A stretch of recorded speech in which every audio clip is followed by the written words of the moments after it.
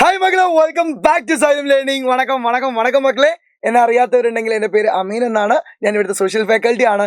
എൻ്റെ മക്കൾക്ക് സോഷ്യൽ അടിപൊളിയായിട്ട് പ്രത്യേകിച്ച് US അടിപൊളിയാക്കി എടുക്കാൻ വേണ്ടി വരികയാണ്.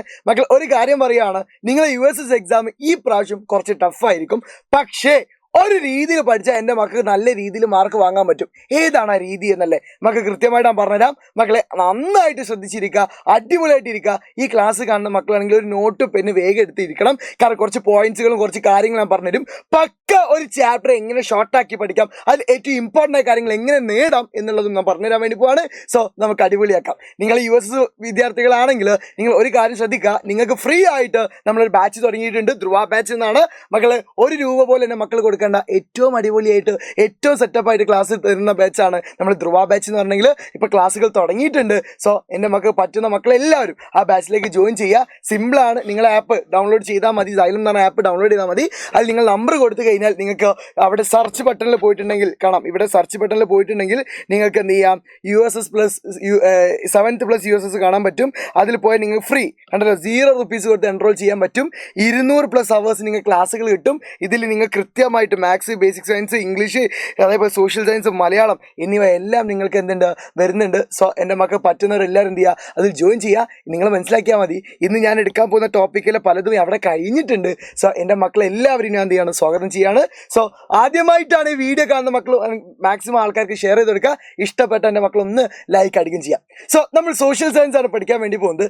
സോഷ്യൽ സയൻസ് പഠിക്കുന്ന സമയത്ത് എൻ്റെ മക്കൾ മനസ്സിലാക്കി വെക്കണം, സാധാ പോലെ ചാപ്റ്റർ മാത്രം പഠിച്ചു പോയാൽ A+ കിട്ടുമോ എന്ന് പറഞ്ഞ പോലെ സാധാരണ ചാപ്റ്റർ മാത്രം പഠിച്ചാൽ USS കിട്ടുമോ ചോദിച്ചിട്ടുണ്ടെങ്കിൽ തികച്ചും കിട്ടാം. പക്ഷേ അതിനേക്കാൾ ഇമ്പോർട്ടൻ്റ് എൻ്റെ മക്കൾ നോക്കേണ്ടത് ഓരോ സബ്ജക്റ്റും ഈ രീതിയിൽ പഠിക്കാൻ വേണ്ടി നോക്കുക. അഥവാ ഹിസ്റ്ററി എന്ന് പറഞ്ഞ ചരിത്ര ഭാഗത്ത് നിന്ന് നിങ്ങൾ ഇന്ത്യൻ ചരിത്രത്തെക്കുറിച്ച് കൃത്യമായിട്ട് പഠിക്കണം. ഒന്നുമില്ല, മിഡീവൽ ഇന്ത്യ എന്ന ചാപ്റ്ററിൽ 2ാമത്തെ ചാപ്റ്ററിൽ അതൊക്കെ ഇന്ത്യൻ ഹിസ്റ്ററി എന്ന് പറയുന്നത്, ആ ചാപ്റ്റർ കൃത്യമായിട്ട് പഠിക്കണം.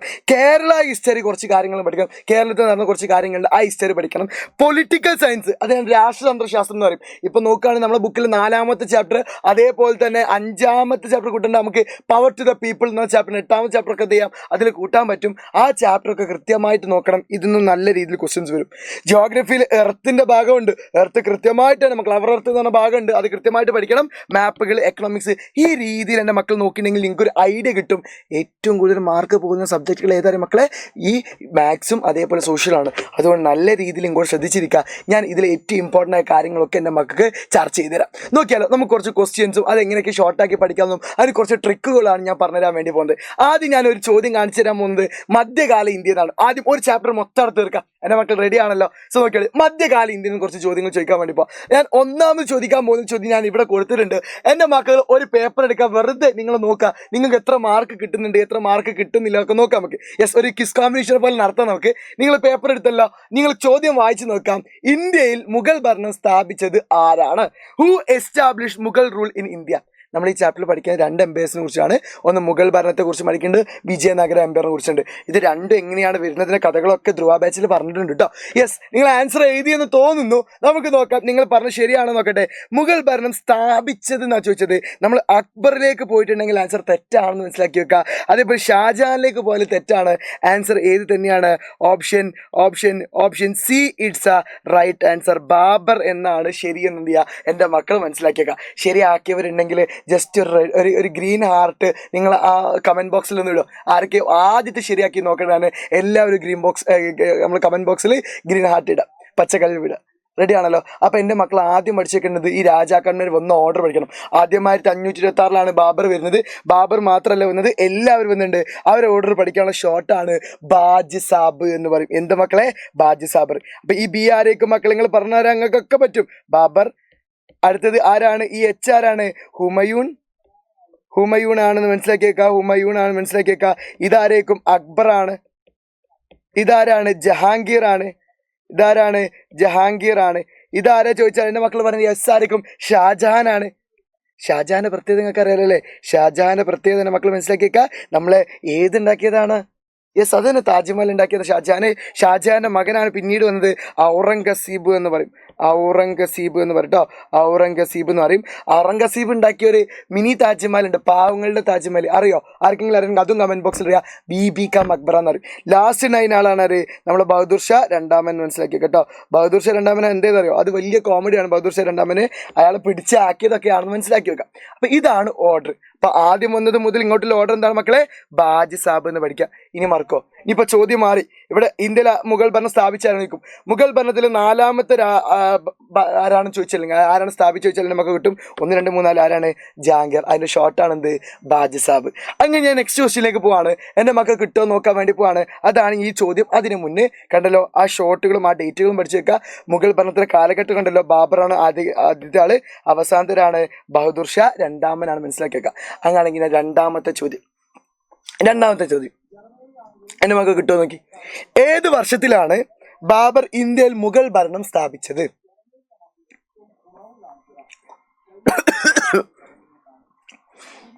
എന്റെ മക്കൾ പറയാൻ പറ്റുമോ? ഞാൻ നേരത്തെ പറഞ്ഞു പോയി.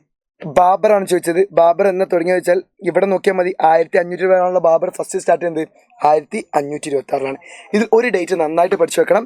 അക്ബറിന്റെ ഡേറ്റ് പഠിച്ചു വെക്കണം. ചിലപ്പോൾ എക്സാമിന് വെറൈറ്റി ആയിട്ട് ചോദിക്കാൻ ചാൻസ് ഉണ്ട്. അക്ബർ എന്നാണ് ജനിച്ചതെന്ന് ചോദിക്കാൻ ചാൻസ് ഉണ്ട്. ജനിച്ചത് നല്ല ഭരണം സ്ഥാപിച്ചത് 1526. 1658 1658 നോക്കിക്കോളൂ മകളെ. 1658 ഷാജഹാനാണ്. അതും ഒന്ന് ജസ്റ്റ് ഒന്ന് അറിഞ്ഞു വെക്കാം കേട്ടോ. അപ്പൊ ഡേറ്റുകൾ ചോദിക്കാൻ ചാൻസ് ഉണ്ടെന്ന് ചെയ്യാൻ മനസ്സിലാക്കി കേട്ടോ. ഷാജഹാൻ ആണെന്ന് ചെയ്യാൻ മക്കൾ മനസ്സിലാക്കിയിട്ട് വെക്കാം. അങ്ങനെയാണെങ്കിൽ ഞാൻ കണ്ടല്ലോ, ഇത് മൊത്തം എന്ത് ചെയ്യാനാണ്? ആ വന്ന ഓർഡർ ആയിട്ട് പഠിക്കാനുള്ളതാ. മുഗളന്മാരായിരുന്നു, അങ്ങനെ ബാജി സാബ് ആവുന്നു. അവരെന്നാണ് ബ്രിട്ടീഷുകാർ പിടിച്ചെടുക്കുന്നത്. ഡൽഹി സുൽത്താനായിട്ട് ഈ കാര്യങ്ങളുണ്ട്. ഇത് മൊത്തം എൻ്റെ മക്കൾ പഠിച്ചതിന് ഈ ചാപ്റ്ററിന് മൊത്തം കഴിഞ്ഞിട്ടുണ്ട്. നമ്മൾ ധ്രുവാഭാസ ഇതിന് ചർച്ച ചെയ്തിട്ടുണ്ട്. എൻ്റെ മക്കൾ ജസ്റ്റ് അറിഞ്ഞു വെക്കാം. ഞാൻ കൃത്യമായിട്ട് പറഞ്ഞുതരാം. മുഗളമ്പേരാണല്ലോ ഇവിടെ ഭരിക്കുന്നത്. മുഗളമ്പേരാണ് ഇന്ത്യ ഭരിക്കുന്നത്. അതിന് മുന്നേ ഇന്ത്യ ഭരിച്ചത് ആരാണ് മക്കളെ? ഡൽഹി സുൽത്താൻമാരെ മുന്നേ വിടുന്നത് മുഹമ്മദ് ഗോരി ആൻഡ് ടീംസാണ് വന്നത്. അതിന് മുന്നേ അറബ്സ് കാര്യങ്ങളൊക്കെയാണ് ഇവിടെ വന്ന് അറിഞ്ഞു വെക്കുക. ഈ മുഗളന്മാരിൽ മെയിനാണ് ഈ ബാജി സാബ് എന്ന് പറഞ്ഞു. ബാജി സാബിന്റെ കയ്യിൽ നിന്ന് പിടിച്ചെടുക്കുന്നത് എപ്പോഴാ ചോദിച്ചിട്ടുണ്ടെങ്കിൽ ബ്രിട്ടീഷുകാരാണ് 1757 എന്ത് ചെയ്യുന്നത് പിടിച്ചെടുക്കുന്നത്. മനസ്സിലാക്കി വെക്കുക. അതാണ് ഓർഡർ. ജസ്റ്റ് അറിഞ്ഞു വെക്കണം, നല്ലതാണ്. ബാക്കി ഇതിനെ ഡീറ്റെയിൽഡ് ആയിട്ടാണ് എന്ത് ചെയ്തിട്ടുണ്ട് US നമ്മൾ ചർച്ച ചെയ്തിട്ടുണ്ട്. അത് അവിടെ എന്ത് ചെയ്യാൻ നമുക്ക് പഠിക്കാം. സോ 2 ക്വസ്റ്റ്യൻ ചർച്ച ചെയ്തു. 2ലും അടിപൊളിയായിട്ട് നമുക്ക് ആൻസർ പറഞ്ഞു. അത് വരാൻ ചാൻസ് ഉള്ളൂ പറഞ്ഞു. അങ്ങനെ 3ാമത്തെ ചോദ്യം എൻ്റെ മക്കൾ കിട്ടുമോക്കി. കറൻസിയുമായിട്ട് ബന്ധപ്പെട്ട് ചോദിക്കും. അതുകൊണ്ട് ഞാൻ ഇട്ടത്, കാരണം ഈ പുതിയ ബുക്കിലെ കറൻസിയായിട്ട് ബന്ധപ്പെട്ടതുണ്ട്. ഇന്ത്യൻ കറൻസിയിലെ 500 രൂപ നോട്ടിൽ ആലേഖനം ചെയ്ത ചിത്രം ഏതെന്ന? 500 രൂപ നോട്ടിൽ മക്കളെ വെറുതെ ഒന്ന് എഴുതി വെച്ചോക്കി, നിങ്ങൾക്ക് ആൻസർ കിട്ടുമോ നോക്കി.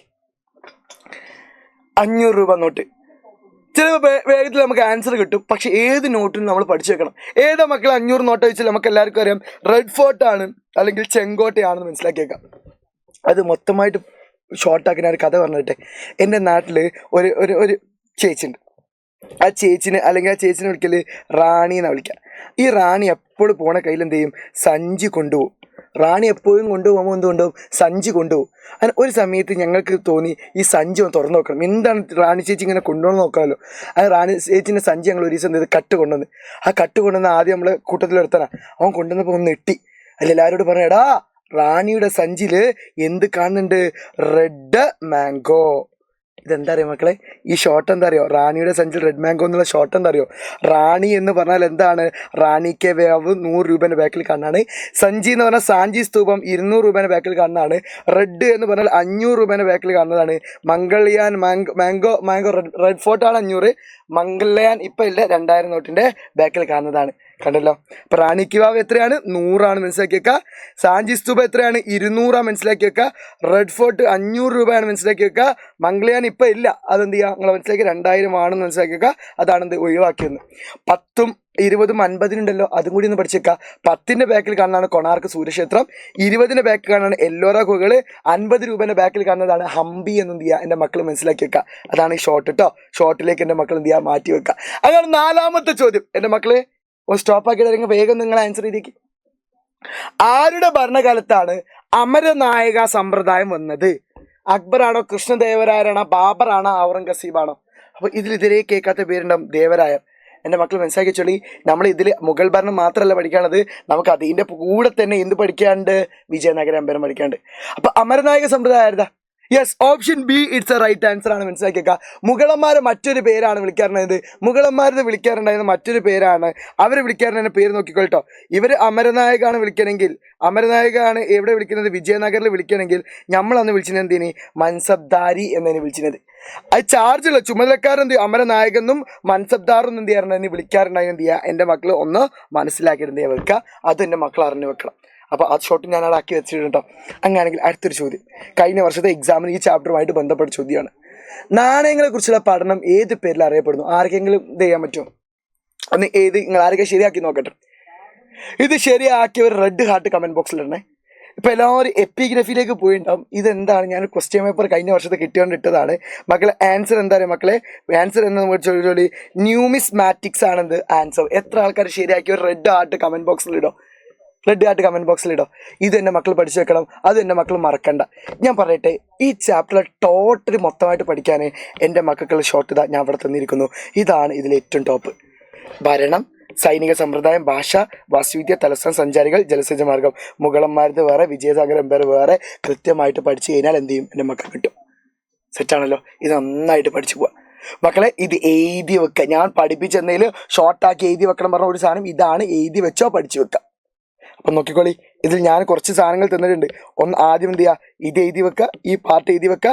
ആ പാർട്ട് കഴിഞ്ഞിട്ട് എന്ത് ചെയ്യുക, ഈ ഷോർട്ട് ഒന്ന് എഴുതി വെക്കുക, ഈ ഷോർട്ട് ഒന്ന് എഴുതി വെക്കുക. അതിനുശേഷം എൻ്റെ മക്കൾക്ക് എന്ത് ചെയ്യുക, ഈ ഷോർട്ട് എഴുതി എന്ത് ചെയ്യും, എൻ്റെ മക്കൾ സെറ്റപ്പായി മാറും. അങ്ങനെ ഞാനൊരു ചോദ്യം എടുത്തരാം. ആരൊക്കെ ശരിയാക്കും നോക്കട്ടെ, ആരൊക്കെ ശരിയാക്കും നോക്കട്ടെ. കൃഷ്ണദേവരായ കാലത്ത് വിജയനഗരം സന്ദർശിച്ച പോർച്ചുഗീസ് സഞ്ചാരി ആര്? അയ്യോ, അപ്പോൾ പോർച്ചുഗീസ് സഞ്ചാരി കൃഷ്ണദേവരായ കാലത്ത് കിട്ടണം. അതിനാണ് ഞാൻ പറഞ്ഞത്. നിങ്ങൾ ആഴ്ചക്ക് ഇത് നോക്കുക. ഇതിൽ കൃഷ്ണദേവരായ കാലഘട്ടമാണ് വിജയനഗരം. അതിൽ വന്ന ആൾക്കാർ ആരൊക്കെ വന്ന് നോക്കി. ബാർബോസ, ഡൊമിനോ പയാസ് ആണ് ഇത് കൃഷ്ണദേവരായ കാലത്ത് സന്ദർശിച്ച ആൾക്കാർ. അത് നോക്കിയാൽ അതിലുണ്ടായിരുന്ന ഡൊമിംഗോ പയാസ് മാത്രമേ ഇവിടെ ഉള്ളൂ. ബാക്കി ആരെന്തില്ല അതിൽ വന്നിട്ടില്ല എന്ന് മനസ്സിലാക്കി വെക്കുക. അയാളാണ് പോർച്ചുഗീസുകാരൻ എന്ത് ചെയ്യുക, എൻ്റെ മക്കൾ അറിഞ്ഞു വെക്കുക. കണ്ടല്ലോ. അപ്പോൾ ഈ പട്ടിക പഠിച്ചാൽ ഒരു സുഖമാണ് എന്തുള്ളത്. നിങ്ങൾക്ക് എങ്ങനെ ചോദ്യം വന്നാലും എൻ്റെ മക്കൾക്ക് എഴുതാൻ പറ്റും. സോ നന്നായിട്ട് എൻ്റെ മക്കൾ എന്ത് ചെയ്യുക, പഠിച്ചു വെക്കുക. പിന്നെ ഈ ചാപ്റ്റർ പറഞ്ഞ സാധനമാണ് വിജയനഗര എംപയർ. അതിൽ നിങ്ങൾ മനസ്സിലാക്കി വെക്കുക, സിറ്റി ഓഫ് വിക്ടറി എന്നറിയപ്പെടുന്നതാണ് എന്ത്, വിജയനഗര എംപയർ. വിജയനഗര എംപയറിൽ എൻ്റെ മക്കൾ കൃത്യമായിട്ട് പഠിച്ചേക്കേണ്ട ഈ സാധനം ഇതിനെ കൃത്യമായിട്ട് പഠിച്ചേക്കണം. സുഭാഷ് സർക്കാർ പർഗാന, ഇതിനൊക്കെ ഷോർട്ട് ഉണ്ട്. ഈ ഷോർട്ടുകളൊക്കെ നമ്മൾ ഡിസ്കസ് ചെയ്ത് വെച്ചിട്ടുണ്ട്. അത് എല്ലാം നമ്മൾ ധ്രുവ ബാച്ചിലുണ്ട്. മക്കളെ ഈ വീഡിയോ കാണുന്നവരാണെങ്കിൽ ഇപ്പം തന്നെ നിങ്ങൾ ഫ്രണ്ട്സിനും ഷെയർ ചെയ്ത് കൊടുക്കുക. കാരണം എന്തിനാണ് ധ്രുവ ബാച്ചും ഇതിലെ പല ക്വസ്റ്റ്യൻസ് അവർ കാണാത്തതാണ്. അവർ കണ്ടോട്ടെ, നിങ്ങൾ അടിപൊളിയാക്കി മാറ്റാൻ പറ്റിയ സാധനമാണ് എന്ന് മനസ്സിലാക്കി വെക്കുക. അങ്ങനെ ഞാൻ ലാസ്റ്റ് ആൻഡ് ഫൈനൽ ഒരു ചോദ്യം കൂടിയാണ്. ഈ ചോദ്യം പോലെ എൻ്റെ മക്കൾ ചോദിക്കും, ഇപ്പോഴത്തെ കേന്ദ്ര ധനകാര്യ വകുപ്പ് മന്ത്രി ആരെൻ്റെ മക്കൾക്കറിയോ? ധനകാര്യ വകുപ്പ് മന്ത്രി ഓപ്ഷൻ സി ആണെന്ന് മനസ്സിലാക്കി വെക്കുക. ബാക്കിയുള്ള ആൾക്കാർ ആരൊക്കെയോ, ഇവരൊക്കെ ഓരോ മന്ത്രിമാരാ. ഇതിൽ ധനകാര്യ വകുപ്പിൽ കേരള ധനകാര്യ വകുപ്പ് മന്ത്രി ആര് വെച്ചാൽ ആണിത് കേരള KN ബാലഗോപാൽ എന്ന് പറയും. അപ്പം എൻ്റെ മക്കൾ മനസ്സിലാക്കേണ്ടത് ഇതൊക്കെ ഈ മന്ത്രിമാരൊക്കെ പ്രധാനപ്പെട്ട പഠിക്കണം. ഇത് പഠിക്കാൻ ഷോർട്ട് വേണോ? ഷോർട്ട് വേണമെങ്കിൽ എല്ലാവരും കമൻറ്റ് ബോക്സിൽ അമീൻ സർ മുത്താണ്, കൽബാണ്, തേനാണ്, പാലാണെന്നൊക്കെ കമൻറ്റ് ചെയ്തോളി. നോക്കട്ടെ ആരൊക്കെ കമൻറ്റ് ചെയ്തോക്കട്ടെ. മക്കൾ ഇതൊക്കെ പഠിക്കാൻ ഷോർട്ട് ഉണ്ട്, പക്ക ഷോർട്ട് ഉണ്ട്.